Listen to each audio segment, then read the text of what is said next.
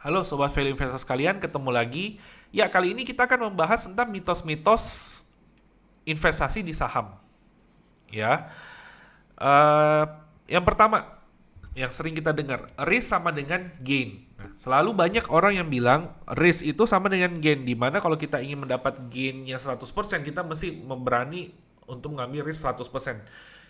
Dengan tegas mungkin saya bisa jawab tidak gitu. Di dalam investasi saham tergantung ya, kalau pendekatannya fundamental value investing, dengan tegas saya bisa bilang itu tidak sama sama sekali gitu. Risk sama sekali tidak sama dengan gain. Dalam konsep value investing, kalau teman-teman sekalian sudah nonton video-video saya sebelumnya, dalam konsep value investing kita selalu diajarkan untuk meminimaliskan dulu risk-risk yang berpotensi untuk datang pada kita. Itu konsepnya dulu. Kita meminimaliskan seandainya pun risk terburuknya terjadi, setidaknya kita masih bisa modal kita itu masih selamat gitu. Itu konsep yang diterapkan dalam value investing. Dengan konsep seperti itu, otomatis keuntungan itu bakal datang sendiri dengan pilihan-pilihan kita yang benar.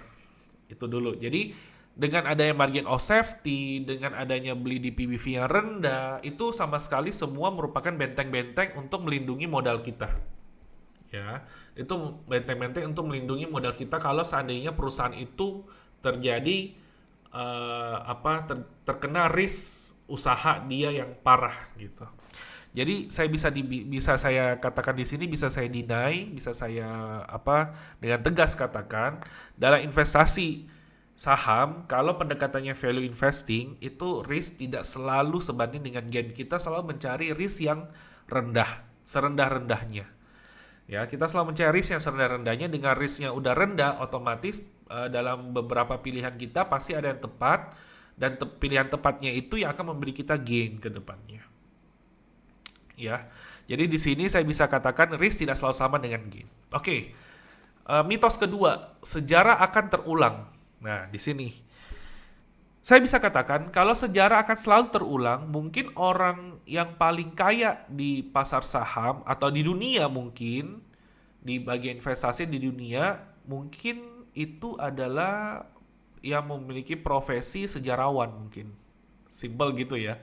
Jadi saya bisa katakan juga sejarah tidak akan selalu terulang. Sejarah tidak akan selalu terulang. Perkembangan dunia kita sangat dinamis, ya, apalagi perkembangan ekonomi itu dinamis, sangat amat dinamis.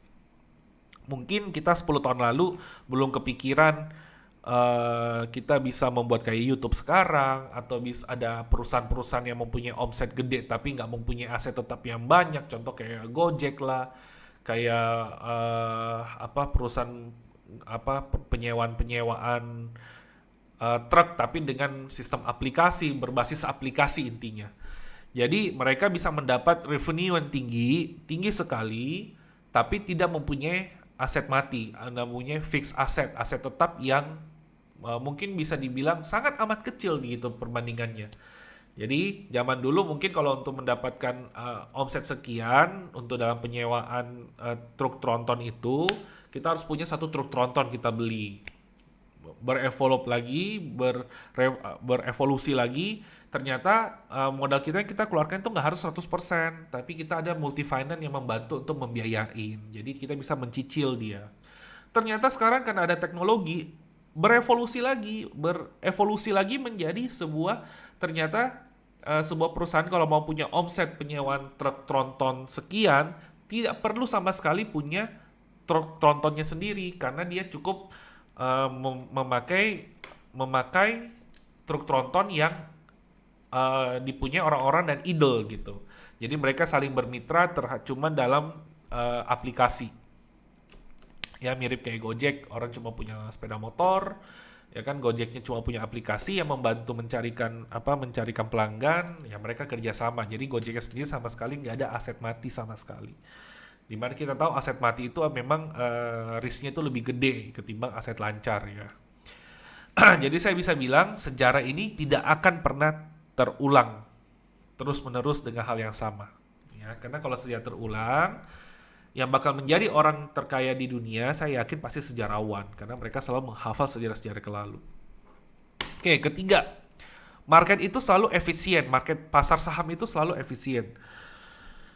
Di sini juga saya bisa mendinai, menurut saya market sampai sekarang ini tidak efisien. Justru karena ada ketidakefisienan ini, kita investor bisa mendapatkan kesempatan making money di dalamnya. Ya, jadi memanfaatkan ketidakefisienan ini kita bisa making money di dalamnya. Simple ya. Dan menurut saya juga selama market digerakkan sama manusia itu tidak akan bakal selalu efisien. Kenapa? Karena sangat berperang faktor emosi kita di dalamnya. Faktor fear, faktor greed itu kan selalu berperang di dalam campur aduk gitu, dan itu nggak bakal selalu nggak akan selalu menjadi, nggak bisa menjadi selalu seimbang gitu. Dalam manusia, dalam 10 orang aja itu nggak bakal selalu bisa jadi seimbang gitu. Jadi kayak kita pribadi, kita nggak bakal bisa selalu menyeimbangkan antara fear sama greed kita. Oke, setara dengan 50-50. No, itu bullshit itu menurut saya. Ya.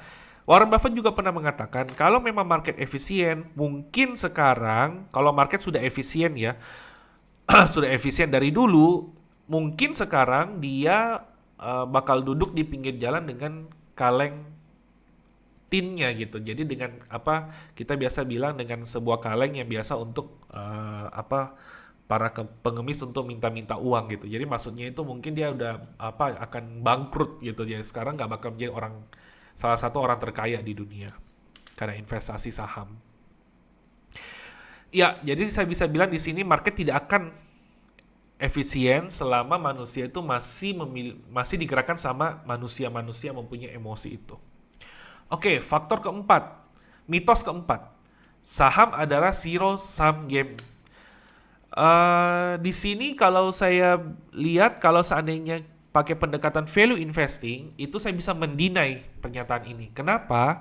Karena di value investing itu kita nggak selalu jual beli gitu loh. Tapi kita ada faktor growth, ada faktor pertumbuhan dari perusahaan dari perusahaan itu. Ada faktor pertumbuhan, di mana faktor pertumbuhan itu yang menyebabkan adanya aliran-aliran dana baru yang akan mungkin dibagikan sebagai dividen untuk pada investornya.